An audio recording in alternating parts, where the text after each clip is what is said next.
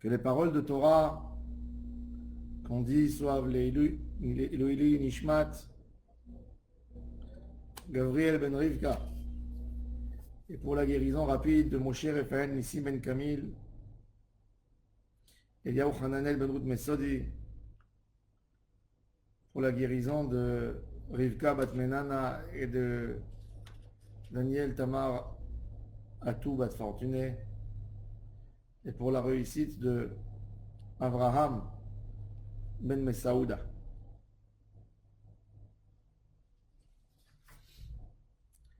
Dans la Torah, notre paracha, on a 4 formules de Géoula. Vous savez que pendant le Leila Seder, la nuit où on célèbre notre sortie d'Égypte, on est obligé, et la règle de cette nuit, c'est de boire 4 verres pour ces 4 langages de Géoula mentionnés dans la Torah. Veotseti, vous ferez sortir d'Égypte. Veitzalti, je vous sauverai des Égyptiens. Vegaalti, je vais vous amener une délivrance.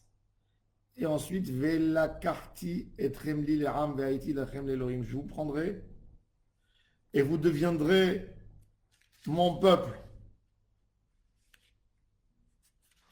Tout ça, ces 4 langages de Géoula sont mentionnés dans notre paracha. והוצאתי אתכם מתחת סבלות מצרים, והצלתי אתכם מעבודתם, ולקחתי אתכם לי לעם, וגאלתי אתכם בזרוע נטויה. C'est quoi ces 4 langages de Géoula? Pourquoi Kadosh Baruch Hu a besoin de s'exprimer en 4 langages de Géoula, de délivrance? Vous savez qu'il y a 4 mondes. Nous, on vit dans un monde, mais en réalité, il y a 4 mondes. Il y a des mondes qui sont invisibles, mais ils nous entourent. C'est comme des balles qui sont une qui englobe l'autre, qui entoure l'autre. On a le plus haut monde dans l'univers qui s'appelle la Hatzilut. C'est l'endroit où qui est complètement pur, qu'il n'y a pas un mélange de mal là-bas. Et on a des mondes qui descendent plus bas, la Beria. Beria, Bereshit, Bara Elohim et Hashamayim ve'et haaretz. La Beria, c'est aussi un monde pur, mais moins pur que la Hatzilut. Ensuite, on a de la Beria un autre monde qui se déroule de la Beria, qui s'appelle Yetzira, le monde de la Yetzira. Et sur le monde de la Yetzira, on a un livre, un des premiers livres de Kabbalah qui s'appelle Sefer Yetzira. Et après, on a notre monde à nous, qui s'appelle le monde de la Asiya. Asiya, c'est l'action. Il faut savoir que l'homme, chaque homme, son âme est composée de ces 4 mondes. On a en nous de la Hatzilut, on a de la Beria, de la Yetzira et de la Asiya. La question, c'est sur quoi on met l'accent dans notre quotidien, dans notre vie de tous les jours. Il y a un homme que toute sa vie, tout ce qu'il passe dans sa vie, tout ce qui le préoccupe, c'est qu'est-ce que je vais manger. Je vais sortir ce soir dans un resto. Je vais manger ce plat que j'aime bien. Je vais m'acheter des belles chaussures. Je vais aller dans un magasin d'habits, je vais acheter un bel habit. Et comme ça, ils passent leur vie. Un homme peut passer toute sa vie en faisant les magasins, en sortant le soir, en cherchant du plaisir. Qu'est-ce qu'il a satisfait? Il a satisfait la partie la plus basse qui est en lui. La partie Asiya, le monde de la Asiya. Uniquement cette partie a été alimentée par tout ce qu'il fait dans son quotidien. Il y a un homme qui prend un peu moins, qui investit moins dans le matérialisme, et il investit un peu plus dans ce qui est spirituel. Il veut enrichir son âme. Alors, ce monsieur a réussi à atteindre dans les mondes de la Yetzira des fois. Et s'il est plus haut encore, il peut atteindre à des niveaux de Beria. Et s'il est encore plus haut, eh ben, il atteint la Hatzilut, ce qui est complètement pur, qui n'a aucun lien avec le matérialisme. Et ça, c'est les quatre mondes. Et il faut savoir que pour arriver dans les mondes les plus hauts, il faut que le monde le plus bas soit pur, que le monde le plus bas, le monde de la Asiya, doit se purifier, doit trouver le juste milieu pour pouvoir monter aux mondes qui sont plus hauts. Un homme ne peut pas atteindre des niveaux de Kedusha en haut, ne peut pas être spirituel s'il ne sait pas lutter contre ces tentations simples au quotidien. Il y a des hommes qui sont spirituels et ils vous disent, je suis spirituel. C'est des gens qui ne sont pas forcément attachés au matérialisme, mais ils ont des choses en eux qui les font descendre très très bas.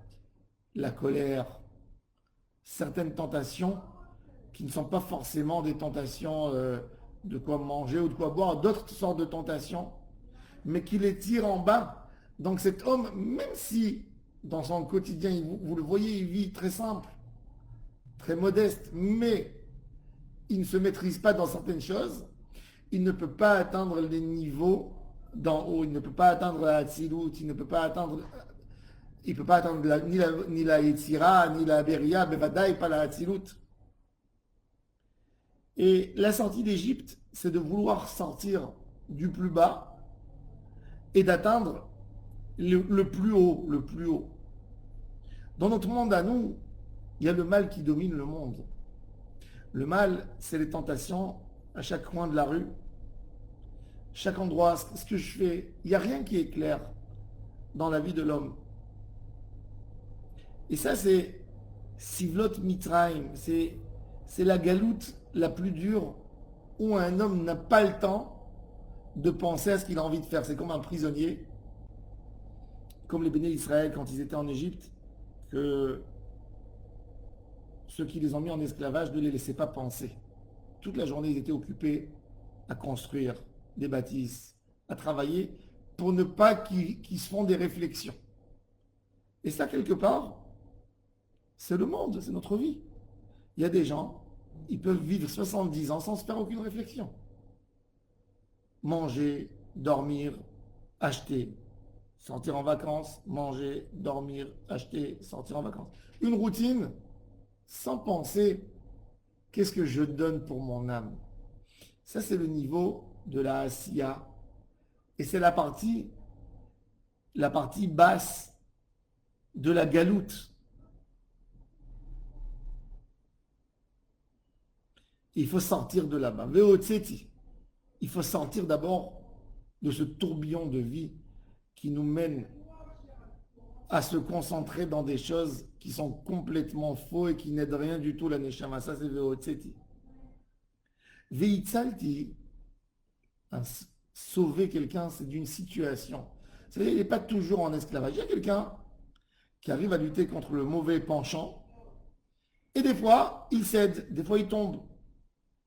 Donc, ce monsieur a besoin que Akadosh Baruch Hu le sauve dans les moments où il n'arrive pas. Et ça, c'est Vehitzalti. Et ça, c'est l'équivalent au monde de la Yetzira. Gaalti. Géoula, c'est une délivrance. C'est de ne plus être attaché au matérialisme, ne plus être soumis. Ni toujours et ni même par moment. Avoir une vraie délivrance. Ça, c'est déjà une Géoula. Une Géoula. Par contre, Vela Karti, que Kadosh Baruch Hu nous prend, là on atteint le plus haut monde, le monde de la Hatzilut, le monde le plus haut où il n'y a pas aucun mélange de mal. Maintenant, il faut savoir que l'esclavage, l'esclavage aux Égyptiens, c'est pas forcément qu'un esclavage physique, c'est aussi un esclavage mental. Vous avez tous entendu sur l'effet psychologique qui s'appelle Stockholm. C'est qu'un homme qui a été torturé, qui a été mis en esclavage, ben, il aime bien celui qui l'a torturé. On voit que les béné Israël, même en sortant d'Égypte, en étant dans le désert, de temps en temps, ils font une crise et ils veulent retourner en Égypte. C'est-à-dire qu'ils sont sortis physiquement, mais ils sont dominés mentalement par les Égyptiens. De vouloir étudier la Torah et toute la journée penser à ailleurs, mais bon, de comprendre que la Torah est bonne, mais au même temps, donner de l'importance dans notre esprit et dans notre cœur à d'autres choses, c'est que nous sommes là-bas. Tu ne peux pas vivre une vie de Torah et dans ton cœur, tu n'apprécies pas ce que tu étudies et ta tête elle est ailleurs. Et tu fais ce que tu fais parce que tu es dans un certain entourage. Tu ne peux pas. C'est pas l'idéal. Tu es dans une galoute. Et il faut sortir de là-bas, de cette galoute. Il faut qu'il y ait un VOCT. L'idéal, c'est, quand on est dans une situation de cette galoute, c'est de demander que ces mauvaises pensées n'arrivent pas au quotidien et viennent plus rares quand même. Mais même ça, c'est de gagner le Yetzer Hara et d'obtenir une Géoula, ça c'est le monde de la Beria, un monde pur, Bereshit, Bara, Elohim et Tashamayim Vetaret, il n'y a pas de mélange. Le ciel, il reste pur. Tu vas dans l'espace, tu te cognes dans rien du tout. Quand tu es sur Terre, tu as des rues, tu as des montagnes, tu as des choses qui t'empêchent d'avancer. Quand tu es dans l'air, il n'y a rien qui t'empêche. Ça, c'est pour ça que l'air, que le ciel, c'est dans le monde de la Beria. Il est pur encore. Il n'a pas été sali par un autre mélange.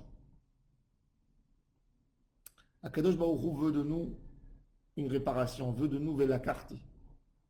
L'humanité est censée arriver et à goûter dans le monde de la Hatzilut, à revenir à sa source, puisque de là, on vient de la Hatzilut, que Akadosh Baruch Hu a donné cette force du monde de la Hatzilut, au monde de la Beria, au monde de la Yetzira, et de là, on vient dans la Asiya.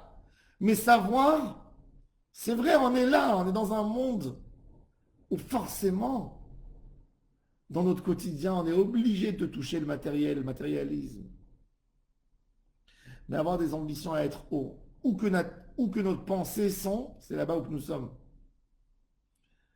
Yaakov Avinu travaillait chez Lavan, 22 ans dur dans le troupeau, mais sa tête était au Beth Amikdash. Il y a un homme qui est en bas sur le sol, mais sa tête est dans le ciel. Sa pensée est dans le ciel. La divinité, c'est ce qui lui remplit sa foi, son cœur, ses esprits. Tout est plein que d'une volonté de devenir meilleur, d'être bon, d'être proche. Il vit dans un autre monde. Ça, c'est la Géoula. Quand on demande une délivrance, la première délivrance à demander, ce n'est pas une délivrance physique, de sortir d'un endroit et d'être dans un autre endroit. Une délivrance, c'est pas d'aller à l'hôtel, c'est pas une délivrance. Une délivrance, c'est d'être bien dans ta peau. C'est que ta neshama, ton âme, elle pense à des choses pures. Elle pense à des choses constructives, à des choses qui te donnent. Ça, c'est Géoula. Ça, c'est la Géoula qu'on demande et ça, c'est la sortie d'Égypte. Mitzraïm, ça veut dire en hébreu, Metzar, étroit, un endroit étroit, un endroit qui ne te laisse pas penser, un endroit qui essaye de t'absorber, de t'avaler sans te donner un moment de réflexion. Ça, c'est Mitzraïm. Ça, c'est Galout Mitzraïm. De pouvoir s'exprimer, c'est d'avoir une délivrance dans la Neshama. Un homme qui arrive à créer, qui arrive à faire une peinture, c'est qu'il a réussi à exprimer ce qu'il y a à l'intérieur en lui. Mais il y a des hommes qui n'arrivent pas à s'exprimer. Ils n'arrivent pas à écrire un chant. Ils n'arrivent pas à faire de la poésie. il n'arrive pas à dire des phrases grandes parce que il a énormément de barrages entre son cœur et ses mains et sa bouche et sa parole et ses yeux. Et c'est là où il faut demander une délivrance. La délivrance, il faut qu'elle soit dans notre cœur à l'intérieur, qu'on a été délivré, que notre cœur, que nos envies, que notre bonheur ne dépend pas que du matérialisme. Quand un homme s'est décidé dans sa tête que son seul bonheur, c'est que quand il obtiendra un bien matériel, il est malheureux. Il est malheureux. Mais quand un homme a compris qu'un bonheur, la définition du bonheur, c'est une sérénité, c'est un calme, peu importe où je suis, je peux obtenir mon bonheur. Ça, c'est une délivrance. Ça, c'est atteindre des niveaux de la Hatzilut où on n'a pas besoin du matérialisme pour l'alimenter. C'est quelque chose qui s'alimente par lui-même. Ça, c'est le plus haut niveau de Géoula. Et ça, c'est la promesse d'Akadosh Baruch Hu, que par sa Torah, par la Torah, la sainte Torah que Dieu nous a donnée, l'homme sort du niveau le plus bas au plus haut, au plus élevé. Qu'Hachem nous aide, qu'on puisse monter par sa sainte Torah du niveau de la Asiya plus bas au niveau le plus haut, le niveau de la Hatzilut. Amen. Amen.